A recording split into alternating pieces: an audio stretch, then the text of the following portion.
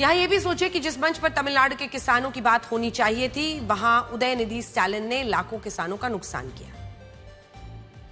आप इन तस्वीरों को देखिए जो तिरुचिरापल्ली से आई हैं और वहां किसानों ने अपने शरीर को रेत में जिंदा गाड़कर विरोध प्रदर्शन किया है।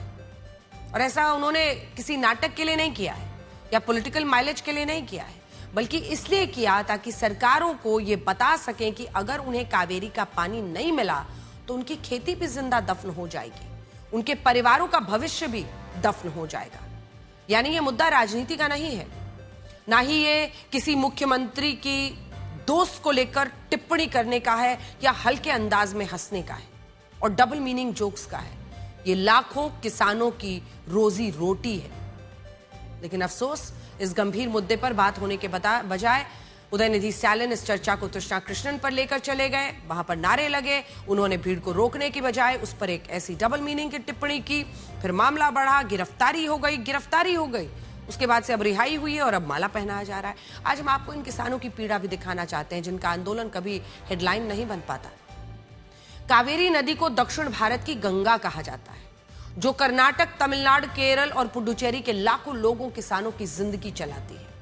करीब 800 किलोमीटर लंबी ये नदी कर्नाटक के कोडगू जिले के तल कावेरी से निकलती है और तमिलनाडु से होकर बंगाल की खाड़ी में मिल जाती है। इसका कुल क्षेत्र करीब 81,000 वर्ग किलोमीटर में फैला है और सबसे अहम बात यह है कि कावेरी नदी के पूरे बेसिन का लगभग 2/3 हिस्सा खेती के लिए इस्तेमाल होता है।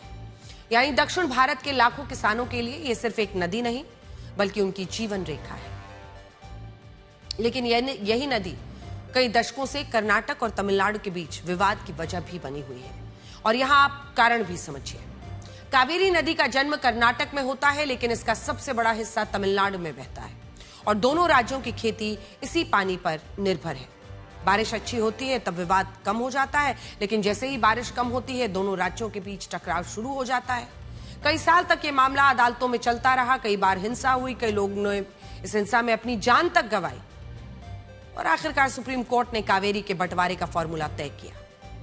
कोर्ट ने कहा कि हर साल तय मात्रा में कर्नाटक को तमिलनाडु के लिए पानी छोड़ना होगा। इसके लिए दोनों राज्यों की सीमा पर बिलीगुंडलू नाम की जगह तय की गई, जहां यह मापा जाता है कि वास्तव में कितना पानी छोड़ा गया है।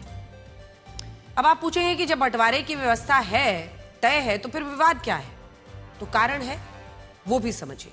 28 जुलाई 2026 को दिल्ली में कावेरी वाटर रेगुलेशन कमेटी यानी CWRC की बैठक हुई। कमेटी ने कर्नाटक को निर्देश दिया कि वो 29 जुलाई से लगातार 15 दिनों तक रोज इतना एक लिमिटेड जो क्यूसेक पानी है, रोजाना 3500 क्यूसेक पानी जो है वो तमिलनाडु के लिए छोड़े।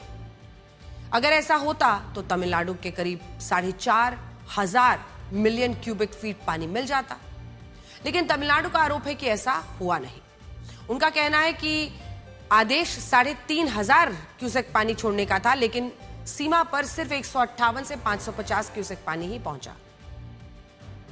यानी जितना पानी मिलना चाहिए था उसका एक छोटा सा हिस्सा मिला।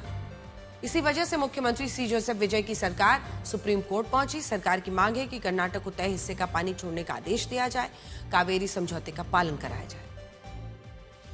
यहां यह भी सवाल है कि क्या कर्नाटक जानबूझकर पानी रोकता है? तो इसका जवाब है नहीं।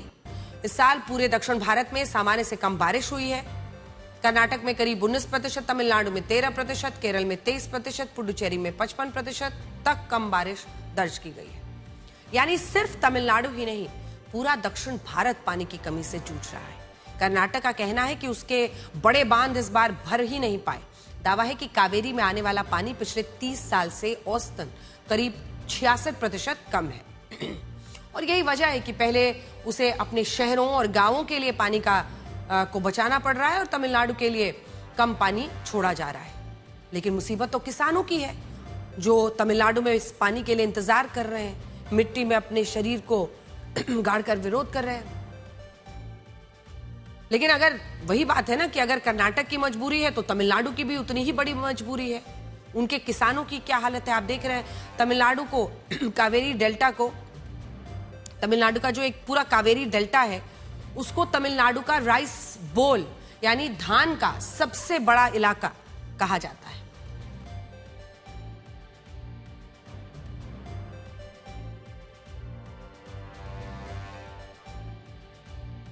अब ऐसे में उनके सामने क्या स्थिति है? अगर इसी समय कर्नाटक से पानी नहीं आया तो पूरी फसल समझ लीजिए कि खतरे में पड़ गई। पिछले साल समय पर पानी मिलने से करीब 7 लाख एकड़ में खेती हुई थी, लेकिन इस साल अब तक बहुत कम हुआ है। लाखों किसानों की आय, उनकी साल भर की मेहनत दांव पर लगी हुई है और इसीलिए ये मुद्दा बहुत बड़ा है। ज्यादा असर तंजावुर पूरे कावेरी डेल्टा पर पड़ा है। तमिलनाडु का अन्न भंडार कहा जाता है और इस तंजावुर में जाकर उदयनिधि स्टालिन ने क्या किया वो आपने देख ही लिया।